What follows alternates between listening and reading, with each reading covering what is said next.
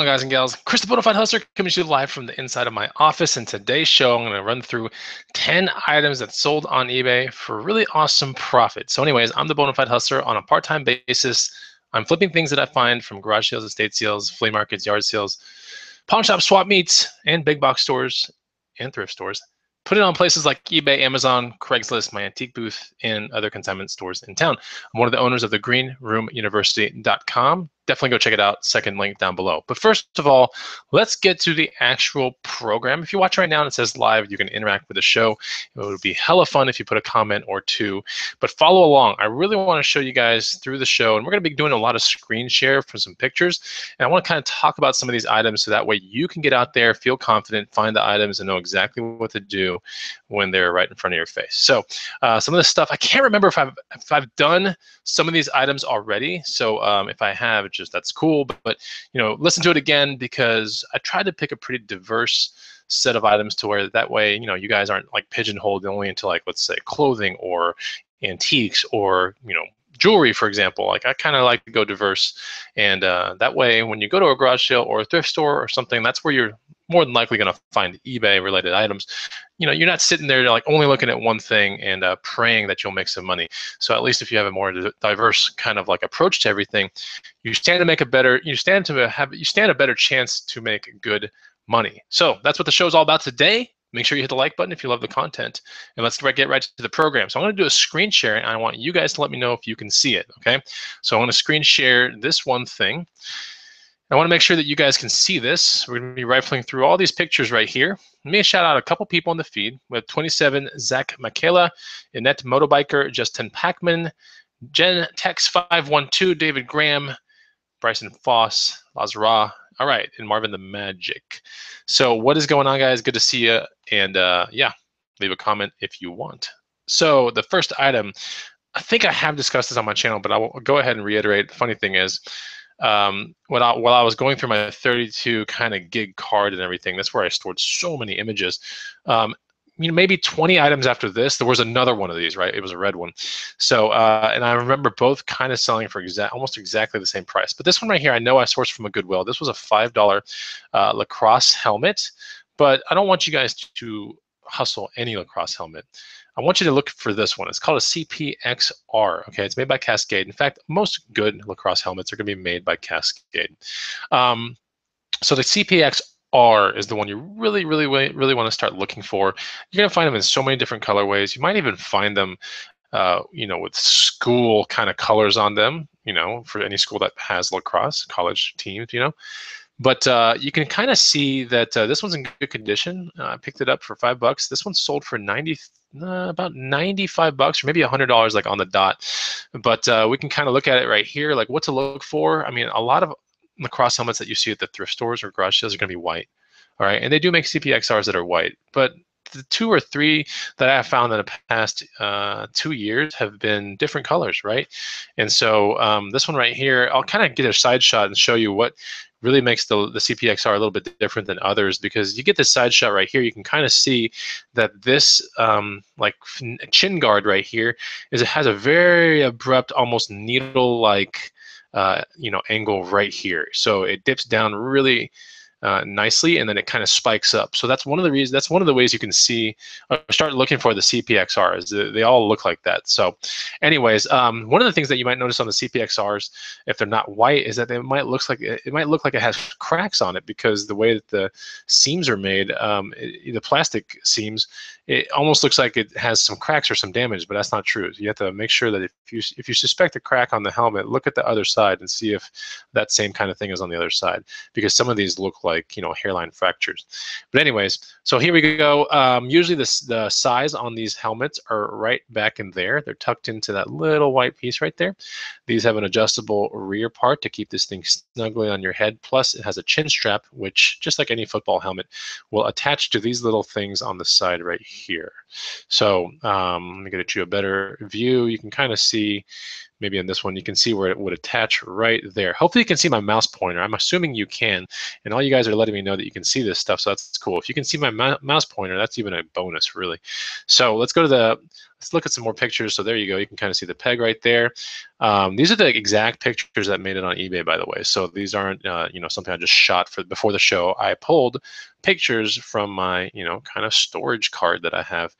And so this is exactly what made it onto eBay. So I want you to look for this one. It's the CPXR. You're going to be finding other ones out there like the CPX, the CPXVs, but the CPXRs are really, really, they're still in high demand right now. So anyways, there you go. And on the side, it should say CPXR right there. All right, so definitely one of the ones to look out for. I think the other CPXR that I sold was like 95 bucks. It was a red one with a gray variant maybe. So it was gray right here, but it had a red accent all the way through this thing. Okay, so let's go talk about the next item, which is really cool. This one I found at a garage sale that was like kind of like hosted by homeless people. So I kind of got a really weary feeling like when I was like putting around there. I know I bought a bike that day and a couple other things, but as I was sifting through the clothes pile, which for me was very courageous because you know, I knew that these people didn't have a home, but just a pile of clothes, and I was like, wow, where did they get these pile of clothes? Is this pile of clothes? Are these clothes clean? Which they weren't.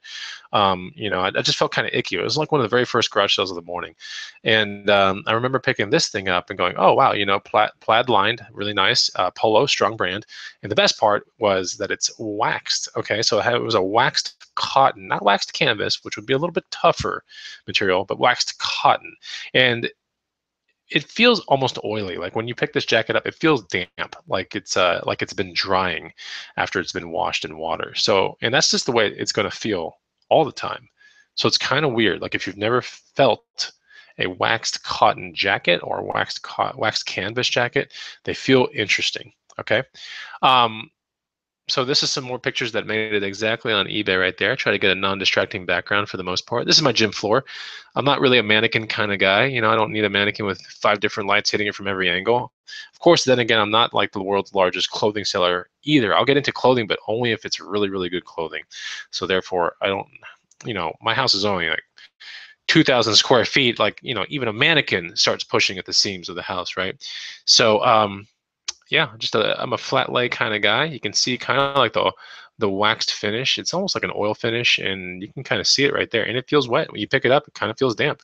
But it had a plaid lined interior, which is nice. I think the key words to this jacket would be pretty obvious. It'd be like waxed cotton, polo, Ralph Lauren. Hunting, you could put field jacket in there, because typically field jackets will always have these 2 front pockets up here, right? As opposed to side entry kind of pockets to warm your hands. Now, the field jackets are typically going to have pockets right here, so you can put shotgun shells in them and stuff, and just you know, you can throw them right through the top of the pocket, as opposed to, and they're actually like for storage. Like no one's really going to kind of try to warm their hands with a jacket like this. So hunting, field, all really good keywords to be using when you find a jacket like this. And typically a field jacket or a hunting jacket is going to be a little bit longer than a standard jacket. Like a standard jacket might stop right around here, right? But a field jacket goes a little bit further down. So Jen Talbot says, wow, I've never heard of them. Cool. And Christian St. Ange or Stonge, I can never figure out how to say that. So hopefully he'll help me out on this show. He says, those coats are the bomb. Awesome. And he says, you can always re-wax them. That's right. You can always re-wax these things. So Polo's a great brand. CC Filson, another good one. Maybe even Will Quality Goods. I don't know. But anyways, you can kind of find them out there. I even sold a Remington one not too long ago. It was a $1 find. I think it sold for 90 something bucks. But this one right here sold for, I believe, 83, if I'm not mistaken, something like that. So not bad. You know, you're flipping 5 into 83. Not a bad thing to hustle. So here are the pictures that made it exactly on eBay. We got a nice plaid interior. Look at how beautiful that interior is. And yeah, you can kind of see I was shooting every shot, back shot, front shot. You know, as I can remember, I don't think there was any damage to this thing. It was just really well worn and really awesome looking. So anyways, there we go. I thought it was a really good one. Okay, so here's one that's really interesting.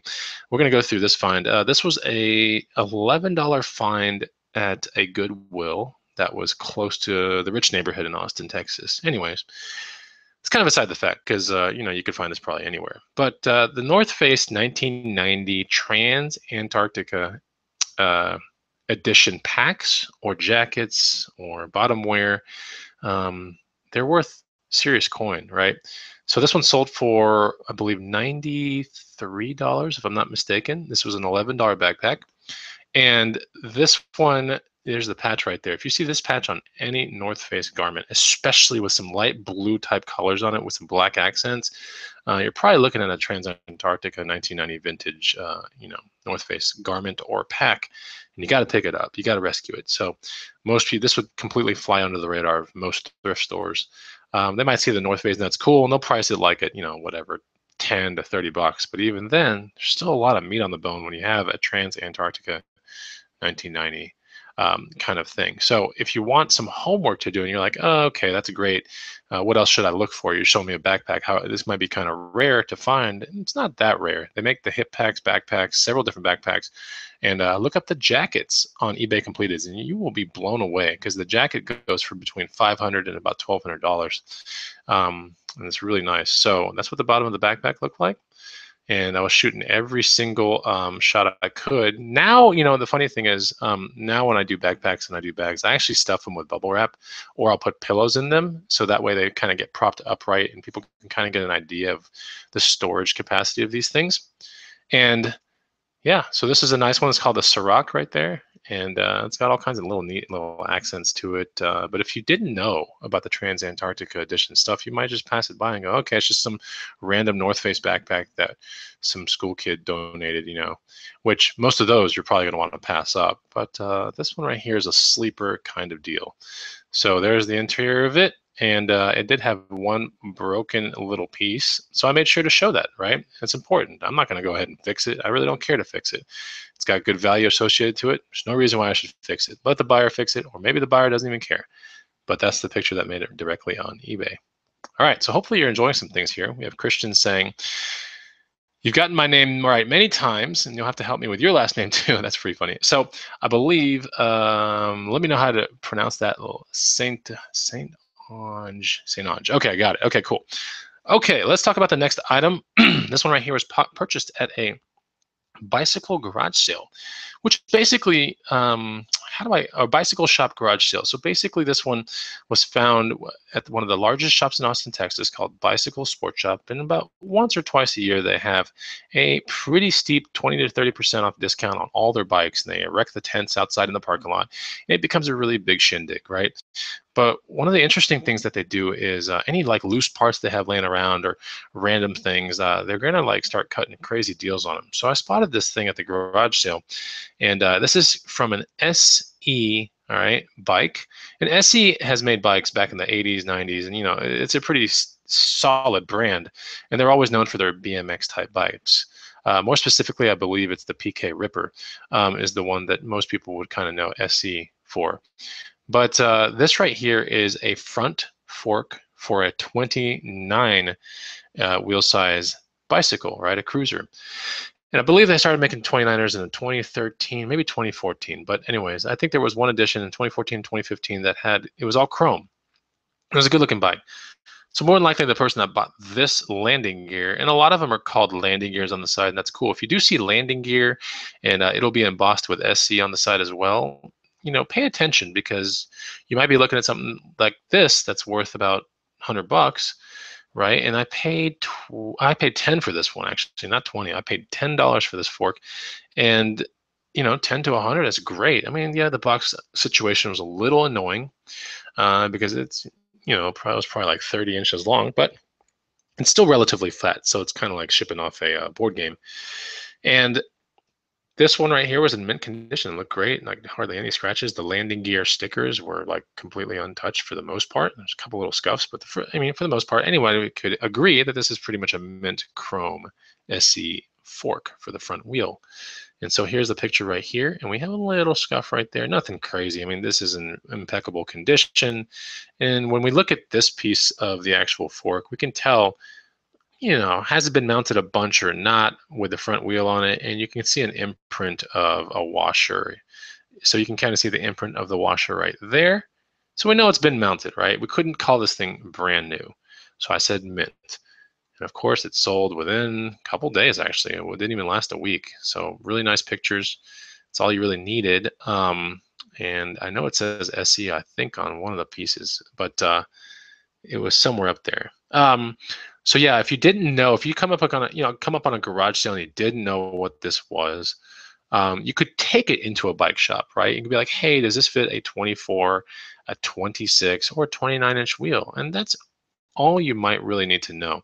One of the other measurements you really want to kind of provide somewhere in the description is the distance between where the thing would sit on the tube and the end of the steering tube, right? Because this is where the wheel passes through, right? This is where the hub goes and the axle goes. But from right here to right about here is the top tube of the bike. This is not the top tube, but it's the steering tube of the bike. And you kind of want to measure it from here to here. That way someone can know if it's ever been cut or not. So that's an important measurement to provide to people out there that are going to be looking at your listings. Let me read a couple responses here. Okay, there's a bunch of people talking. Hi from San Diego. Yeah, okay. Lisa Bailey says, I've never seen that North Face patch, so that's really good. KCV says, hey, when you're dealing with waxed cotton coats, look at Barbour. Oh yeah, it's a great brand.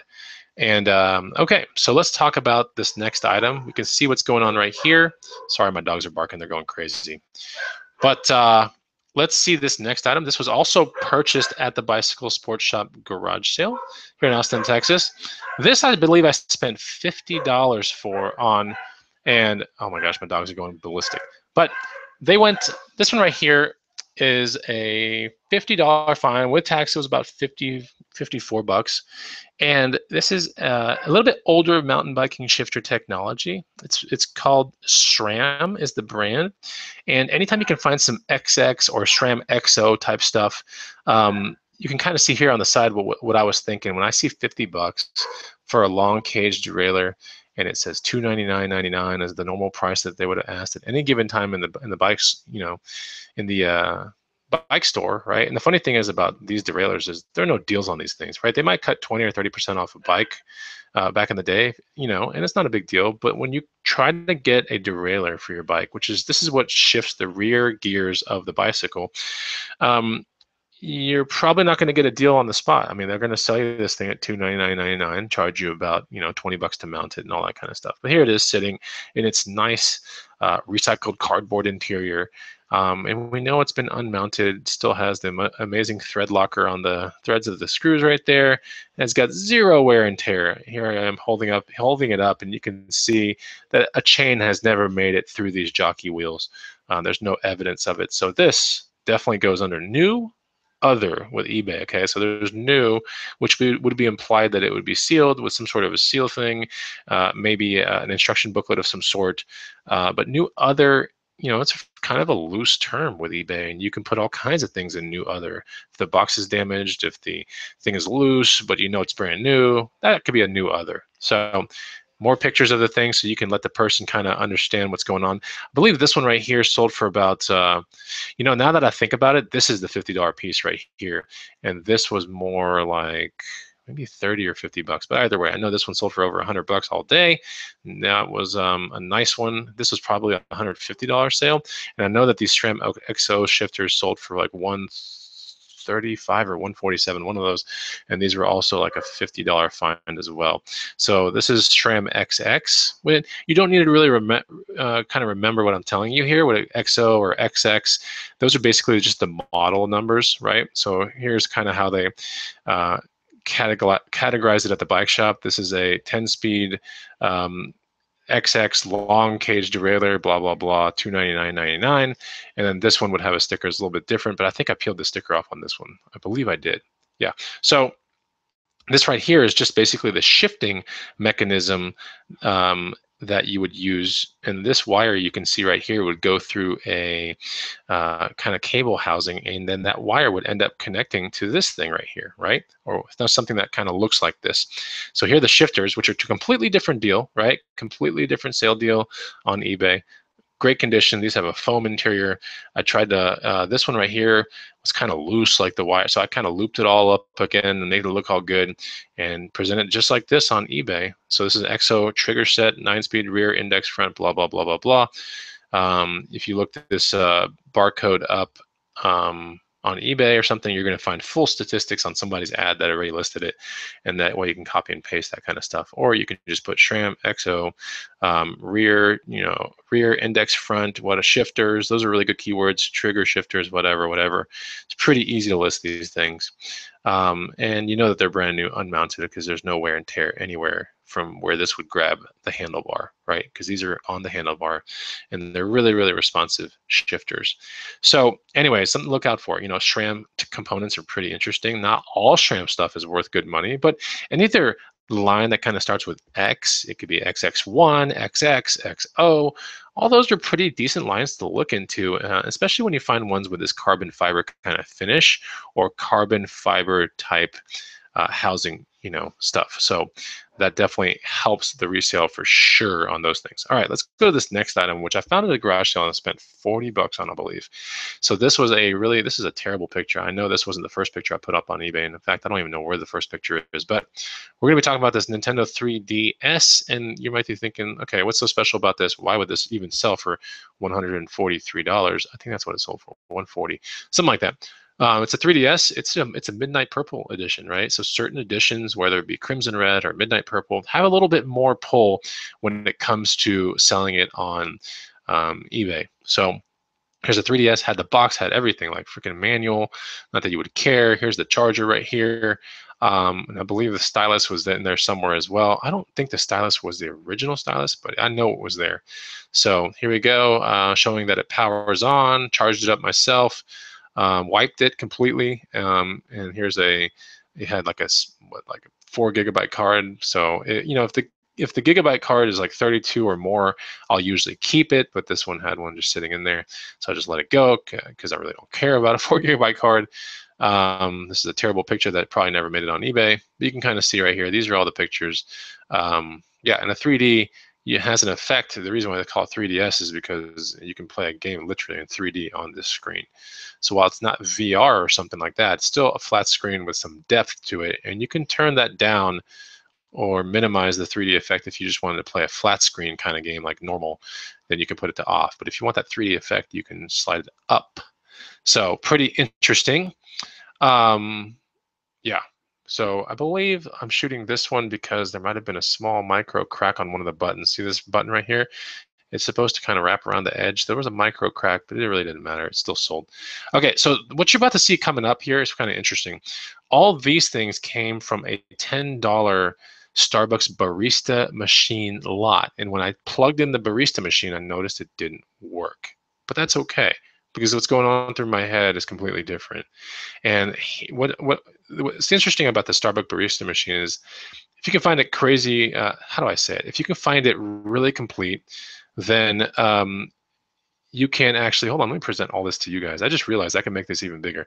So yeah, but a lot of the things that come with it sell for good money. Like this right here, I believe sold for $22 or $25. This is essentially just a milk frothing cup, right, with the thermometer thing. So there's one thing that can make money, and it's pretty light, so it probably went out for no more than like $6. So that's the milk frothing cup that comes with the Starbucks barista machine.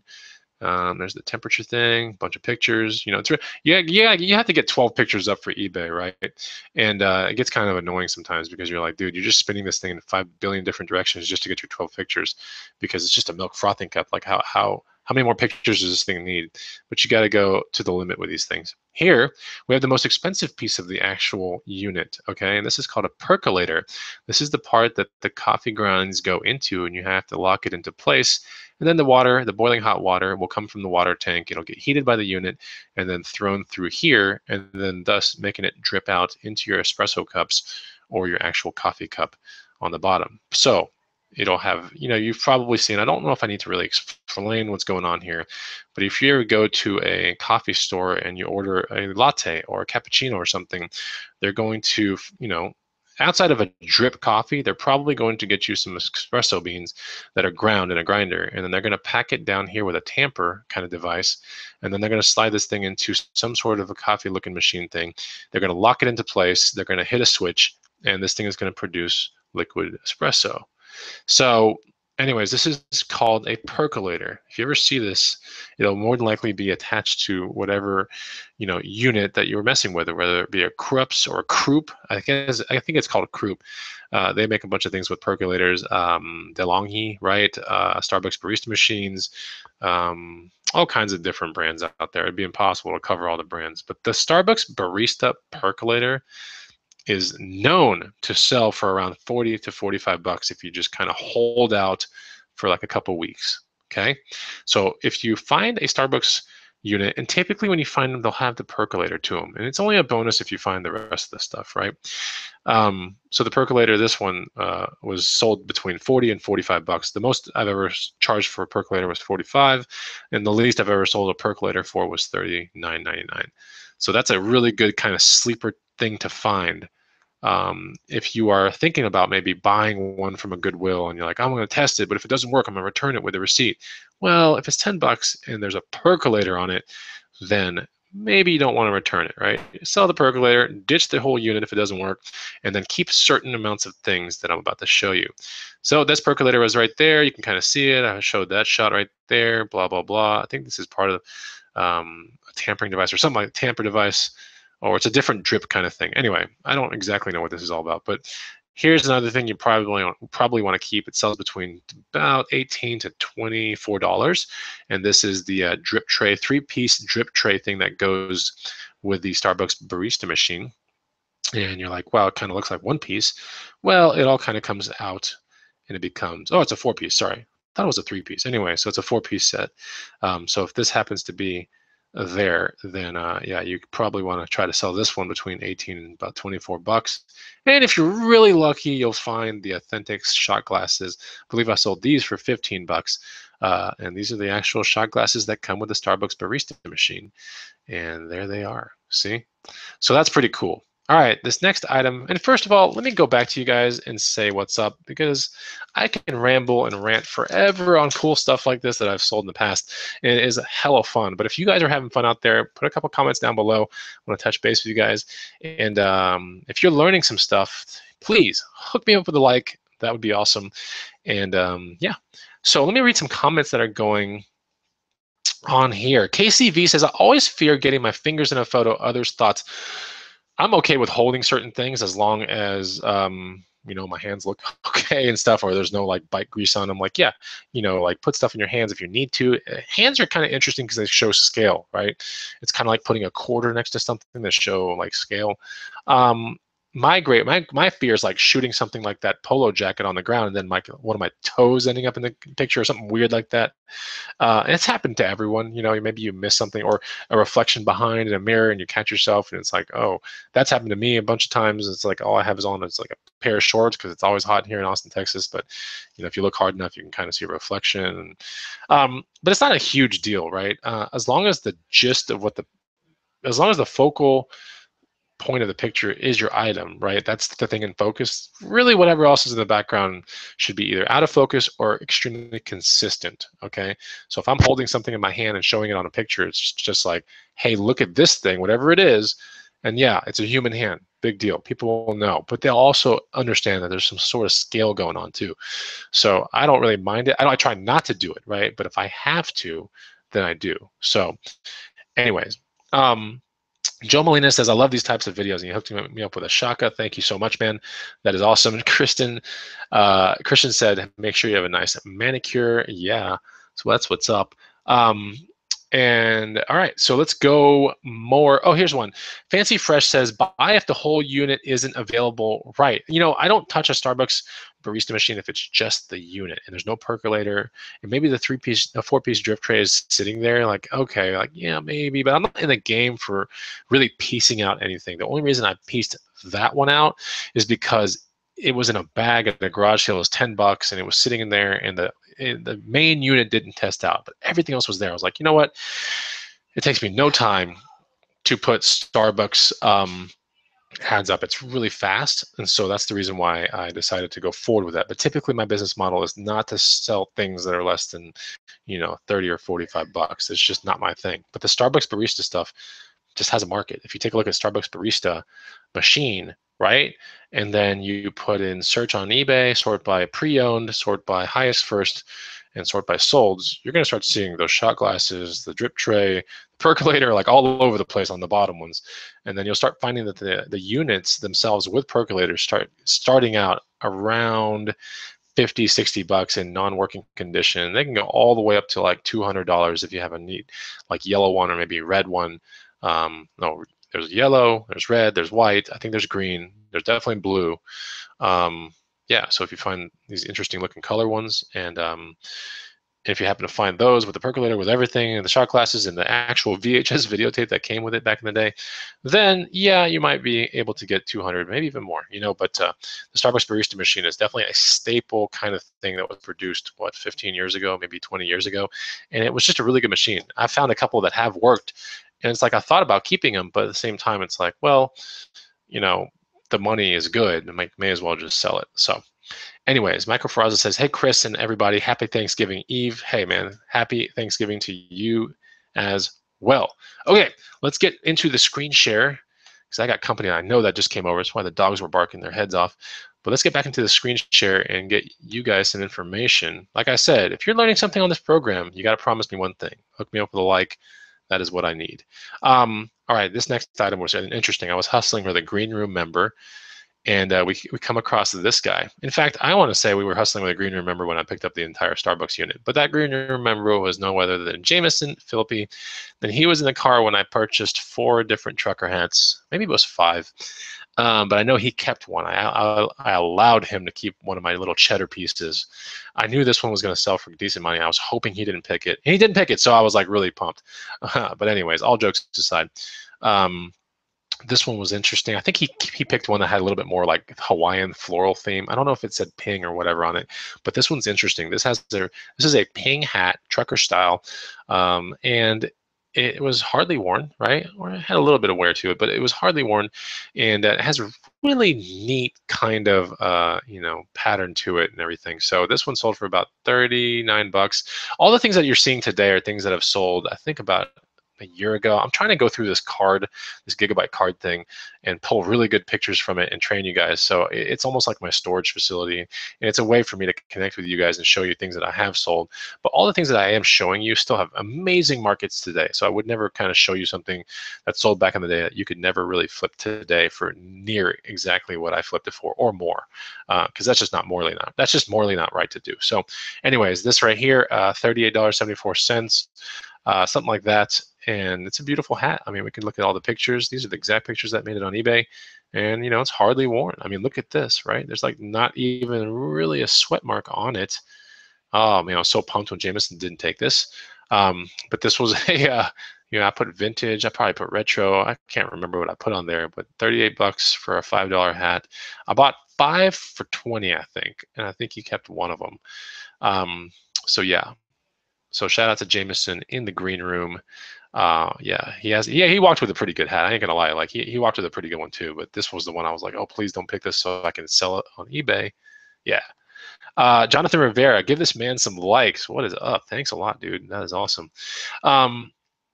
Let's go into this next item, which is kind of a surprise sale. So this is a Bolle, something like that. Very retro. I would not call this vintage, but I always call this retro sunglasses. Back in the day when like brands like Killer Loop and the Oakley M frames and all that stuff was out there. And I want to even say like certain Carrera ones, and maybe not so much Serengeti, but like you had certain brands that were pushing these like really rad, crazy 90s type, or maybe even late 80s type sunglasses. So Bolle is one of those brands, right? And this one was interesting because this one had all the interchangeable lenses with it, as well as the interchangeable nose pieces. And I never thought this thing would actually sell for what it sold for. It was 75 bucks, and I took an offer for 40, around 39 or so. But I thought it was pretty good because this was like literally thrown into a deal, or it was like $1. It was not much. So I thought it was pretty interesting, and I've always been on the hunt for more of these kind of singular lens kind of glasses. They still make them today, right? Let's not get confused here. But because Oakley makes the radar lens, they still make some M stuff. But if you can find the ones from the 90s, in the late 80s, Killer Loop's a really good brand to study. This is a good brand. Bale Carrera is an interesting brand as well. You want to look at vintage Oakley M frames, like all that kind of stuff. Really, if you find that, and especially if you find those with iridium type lenses, meaning the lenses that really reflect a lot and they might have that cool like 80s sunset vibe to them because they're just mirrored, then those will sell really, really well. But the problem is typically they're kind of scratched up by now. So I thought this was pretty cool. I mean, this is pretty cool because these did have some scratches on them, but they had pretty good resale, and they were first class rate, which is even better. I mean, can't complain about that. So I'm trying to show, the wear and tear here, and we can kind of see some of the scratches here on some of these lenses, but they were intact. And they have, what's interesting about these Bali glasses is they have adjustable earpieces right here. See, there's little little adjusting pieces. This can kind of telescopically come in and out of that one piece right there. So that's kind of interesting. So if you have a really, really tight, flat, small head, you can wear these. If you have a really elongated head, you might be a horse, or maybe you're just a human being with a long head, then you could wear, it all the way out, right? Pretty cool. Oh yeah, I shot this, with my, these are not LEDs. Actually, I think by the time, yeah, these are LED lamps on top. They don't look like it. They look like fluorescent, but these are actually LED. And that's one of the shots that I put on eBay. So that way people can kind of understand what light scratches really meant in my book. And here's one right here. This just needed a better cleaning, but I just decided to put that picture. This one right here, not terribly scratched up, just a little bit more dust. And yeah, that's the exact pictures that made it on eBay right there. So I thought that was pretty interesting. Good flip. This is an interesting flip coming up. And in fact, the very first time I heard about OfferUp, right? Everyone was talking about OfferUp, blah, blah, blah, like a year ago, like a ton of people. So I was like, all right, I'll download it to my phone and I'll start looking at things. So I type in certain keywords in OfferUp to see, because OfferUp is generally, how do I say it? I mean, there are categories, but generally it's pretty unorganized, right, when you first get into it. So you kind of have to filter down and kind of start finding the things that you want to find. And I was like, all right, so I typed in RC and I typed in R/C, right? I typed in crawler, I typed in Traxxas, HPI, Axial, like all these really good brands that I know about, that I have hustled before. And I think it was Crawler or Axial, and I saw one of these and it was like 120 bucks. I think that's what it was, 120. And I was like, damn, like I could have sworn, if I'm not mistaken, I have some pretty good, RC knowledge, but I could have sworn I was like the SCX10 Falcon Edition Jeep. I was like, I swear in the store that's like 400 bucks. And sure enough, like the guy, I looked it up at the Axial website and I was like, damn, this is still one of their like lead flagship crawler products. Unbelievable, 120 bucks on OfferUp. So, for the guy, I think it was I don't know. I think I offered him either 80 or something like that. Oh yeah, I offered him 80, right? And the guy's like, okay, I'll take 80. I was like, holy crap, no way. And then the funny thing is, the guy's like, well, do you want to meet tonight? And I said, dude, if I meet tonight, I got 60, which was a lie, because I actually had like way more than that. But I was like, if we meet tonight, I got 60. And I know that kind of sounds kind of like, why'd you do that? But if someone wants to meet you right away, couple things might be going on in my head. One is it might be stolen. Okay, if it's stolen, that's not a huge deal because I'm just going to throw it on eBay, and this is not like serial numbered or anything like that. It'll just sell. And if I don't know it's stolen, then morally I'm not in trouble. But it might be, right? If someone wants to move something pretty quick, you got to start thinking those kind of things. The other thing I was thinking about was like, well, it might not work, right? So that's also going through my head, going, okay, if the guy wants to meet right now, like I got to go into it very, very low because I got to protect my investment. I got to protect this because even in broken condition, this would have sold for like 150, 200 all day. But anyways, now, I mean, I was like, dude, if you want to meet right now, go to the gas station down the road. It was nighttime. And I was like, I got 60. That's the best I got right now. And the person's like, yeah, cool. Meet you at the gas station. I was like, no way. But meets me at the gas station, pulls this thing out. And it's this crawler right here. And you might be thinking like, what's so special about this? Well, this is a hobby grade crawler with a detachable body where you can see all the inner workings. And these things actually come with, metal or aluminum ladder frames, and they're built kind of like real crawlers in real life. They have solid axles, front and rear. They have long travel suspension. They're highly detailed. They have front and back bumper usually. And they have wheels that are kind of, how do I say it, symmetrical to the entire vehicle itself. So I thought it was interesting. I was like, you know what? Like, if this comes through, then I'll buy it, right? And there's the realistic looking front bumper, some headlights that don't work, or some roof lights. And here's the unit. It's 2.4 gigahertz, so it needs no antenna. And here's the under. I can tell it has like barely any use to it, because if you're off-roading these things, eventually the wheels will start rubbing inside these things when you go over big rocks and stuff. And there's like no wear marks on this thing whatsoever. So this is what it looks like. This is a ladder type frame, right? Kind of looks like a ladder. If you were to have not the wheels in there or the ESC or any of this motor stuff, it has kind of looks like a ladder. It has braces right here, here, kind of like a ladder. So anyways, just so you know, like if you are looking at these crawler things, you're like, oh my God, I found one at Savers and it's awesome. If you can't take the top of these things off and see something that kind of looks like this inside, then it's probably just a consumer grade radio controlled car, not worth picking up. But if by some chance you're at a garage sale in a thrift store and you can pull the body off, and it has these little body pins and everything, and you can pull the body off, which will typically be a pretty bendable Lexan type plastic, then you might be looking at a hobby grade crawler. More than likely you are. And more than likely you should be thinking, I could buy that thing right now and make good money. So here's the motor. The actual motor spits out this way, goes through some sort of gear reduction thing or transmission deal, and then it spits it out with a differential to the axle this way, and that differential also spits it out that way, thus making it a true 4x4. And I did play with it for a little bit, and it was like totally awesome and crazy amounts of grip. And I decided to show the tire pick. That was cool too. But this one I believe sold for $280 on eBay, something like that, 280.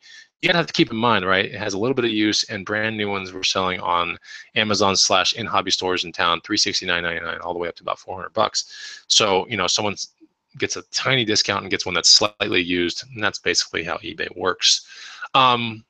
So let's talk about the next item, which is really cool. I believe this was a $1 find at a garage sale. This person was like in liquidation mode, and I could tell. And I bought a couple things in that garage sale, didn't pan out. Like $1, I spent $1 or $2 on some Beats in-ear headphones that didn't work and whatever, and not a big deal. Threw them in the trash. But I spent $1 on this thing. I want to say Eric, College Picker, was with me on this one. But this was kind of deep in the garage. It was outside of the real garage sale. I kind of walked in the garage. I was like, anything in this garage for sale? They're like, yeah, you can put around and take a look. And I literally was like, holy crap, I see HeroQuest. So Reagan and I coincidentally were talking about this game like the other day. And I was like, yeah, I flipped one of those before. I think I flipped it for like 110, but the truth is this one actually sold for $94. So I was slightly incorrect about that response, but this one sold for $94. You can do the math. You take $1, maybe 10 to $12 in shipping. You get hit with a little bit of an eBay fee there, but you're still making good, cash on something like this. And this was incomplete, mind you, right? This wasn't even a complete game, but it was awesome. These are the pictures I took. It probably had 6 to 8 different missing pieces, because I did try to do the count and everything. It was missing random stupid things, but nothing that really affected the gameplay. It missed some of these stair tiles. I remember that. But outside of that, I mean, it was pretty awesome. That was a great flip. Funny thing is, I don't know where I learned about HeroQuest, but I don't know if it was the green room or it was a YouTube video, but I had learned about it like 6 months prior, and I found one. I was like, wow, that's pretty awesome. So it's the power of maybe a paid group or the power of just watching other people's YouTube videos. But like you guys are here trying to learn something, I was in that boat before as well. And even an expert hustler like myself can still, learn things. I'm never above anybody. I don't think I'm the best hustler in the whole world, but I can always learn. There's a bazillion things to flip there, and if I can just, get my mind to recognize 30% of a bazillion things, I'm going to be doing pretty well. So, anyways, I think that might be the last. No, we have one more thing here. Maybe a couple more things. This right here is a $6 find at a Goodwill, and this is kind of interesting because it doesn't really go with the mantra of what I, how do I say it? The crawler bodies that I tell you guys to pick up. But anyways, this is exactly what you might be finding out there when you look for crawler stuff. Okay, you go to a Savers or a Goodwill, and you might find something like this. Okay, now this is made by New Bright. We can see the word right there. Okay, New Bright makes a lot of the really awesome crawler bodies, and this one had a couple things going for it. First of all, the crawler body is interesting looking, but it is shorter than what you should be really looking for, which is about 19 to 24 inches. The crawler body being just this piece up here, which is held down by 4 screws. You flip the thing over, unscrew 4 screws, this thing will come up, okay? And it's a very tough plastic as opposed to that other piece of plastic that I showed you with the rock crawler. See this plastic right here? So this is called Lexan plastic, which is very resistant to scratches and stuff like that. But when you flip Lexan plastic over, you can see how thin it really is, right? And eventually this stuff cracks, okay? So people that really love this crawler stuff, like they have a chassis like this, maybe they destroyed this thing, they go and they go, you know what, I can get another chassis like this for 30 bucks and then I gotta paint it and all that kind of stuff. But it's still gonna happen down the road again. It's gonna crack again, it's gonna, get wear and tear. Or I can go to the consumer grade crawler market and see if I can put one of these things and retrofit one of these bodies on my crawler, which is crazy, crazy tough. Okay, really tough. So that's the reason why the crawler body market exists, is because you're pulling bodies off really crappy crawlers. This is not the crawler you want to be looking for or really, play with or anything like that. But the body is worth some money, and maybe even the tires. So I sold this intact. This was like a $65 sale. And yeah, it's pretty, but the problem becomes it is a little bit less than 19 inches. So if you take anything away from this video, is try to find, crawler bodies that are 19 to 24 inches. And really this one's pushing the limit because it's under 19 inches. I know for a fact that this is probably only like 14 to 16 inches. So most things under 19 inches will never see the light of day in crawler body market on eBay. Like no one's going to want to buy them. But I think this one sold. I speculate this one sold for decent money because the tires are pretty cool. Could be retrofitted on somebody's crawler, and the body is pretty decent, right? But it's still short. So anyways, there's that. You can kind of see how much better this thing is built than that last Lexan plastic one that I showed you. Highly detailed, missing a, the reason why I shot this shot is because it's missing a side mirror. So important shots to take when you put these on eBay, because kids play with these things, they destroy them. But since they're made out of really, really high plastic, they don't break a ton. Like they break in certain places like the mirrors or the lights on top, but the actual unit will be really, really, really intact. And plus, because it's screwed down with actual screws and not pins like you saw that other crawler body, kids can't get into the electronics and start swallowing pieces that they're not supposed to swallow. Like that's the reason why there's consumer grade RC and there's hobby grade RC. Hobby grade RC is stuff you can tinker with, soup up, take the body off, put a different battery in, change the motor, change the ESC, put different suspension on these kind of things. You don't get to do that.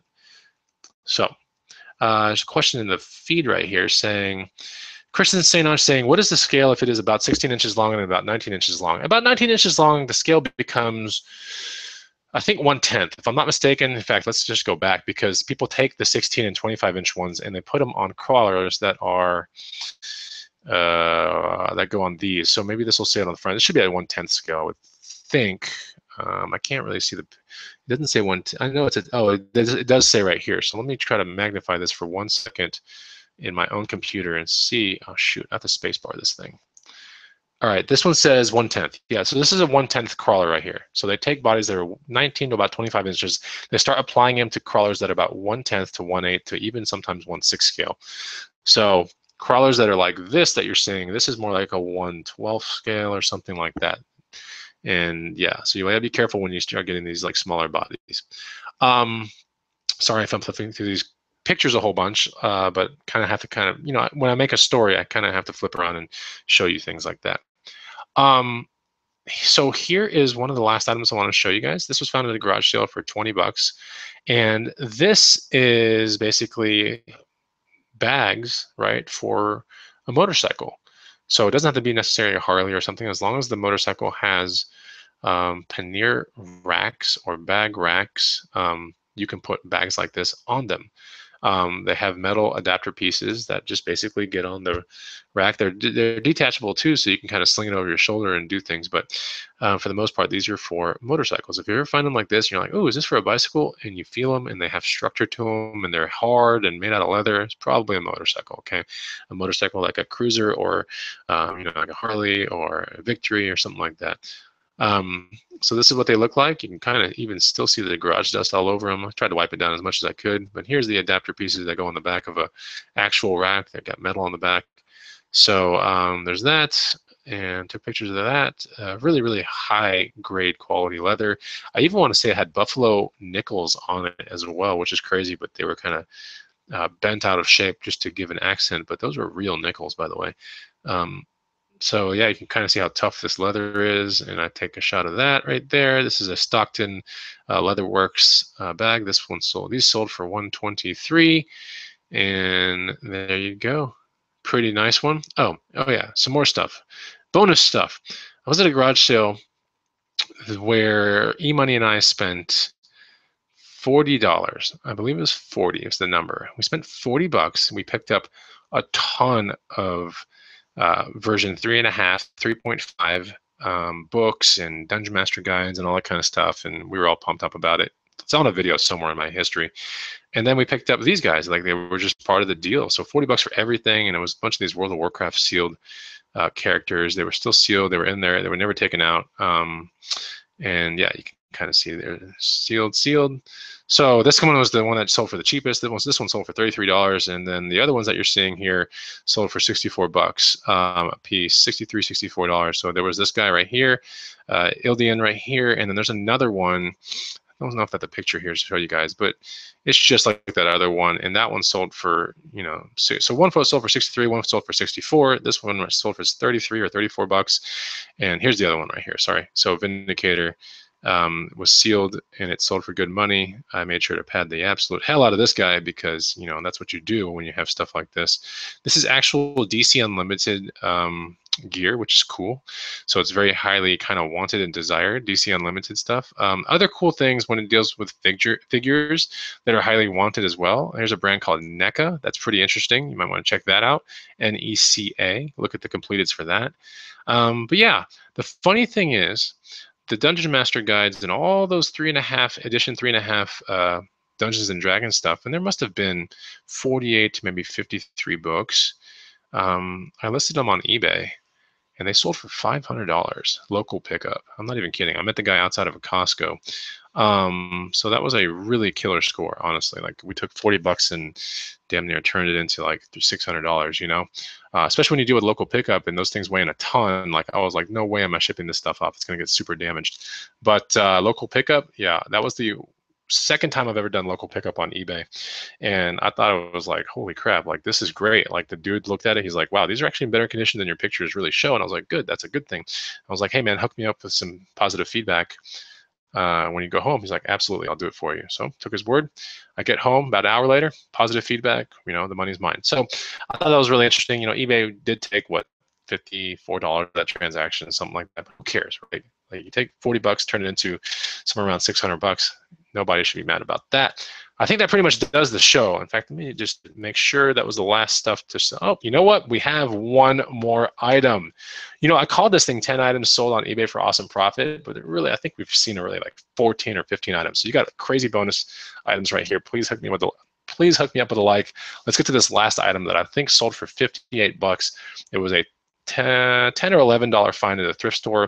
Didn't have license on it. So let's see what that item is right there. So let me do the screen share, get you back into this thing, and we will be done. So anyways, this is basically some Haan wingtip. When you're dealing with Haan wingtip, some good keywords, definitely wingtip. You can put Oxford in there. You can put Derby, right? Because people wear this to like Kentucky Derby type stuff. Definitely want to put the color brown. They're men's. You want to be putting leather. Those are really important keywords that must be there, plus the size. Okay, so what's so special about these? They're made by Haan. They're cool. Derby, wingtip, Oxford, blah, blah, blah. Usually sells for over $50, but these sold for 58 because they are an interesting, hold on, let me get this thing flipped. So yeah, they had no laces on them, by the way, which is kind of crazy. But they're in good condition, right? The front of it is not destroyed, no wear and tear right here. It looks great. Plus, when you flip them over, I mean, it was a good size. When you flip them over, boom, they're Nike Air infused, right, or partnered up with Nike Air. So a little bit slightly more comfortable than normal wingtip or Oxford type shoes. So pretty good. Wear and tear was this. This is the actual picture that made it up on eBay. Sold for $58. Thought it was a crazy find. And there's your kind of bonus little item today. Hey, if you enjoyed this, and I can hear my dogs barking, so I got to get to this company. But if you enjoyed this video, make sure you hit a like. And if you want to learn, check this out, guys. If you want to learn about more items that are just like, wow, you know, could you make more shows about this? That'd be cool. And you know what? I got something for you. It's free. You can put it on your phone right now. So check out the first link down below. It might be the second link down below. That's the first link down below.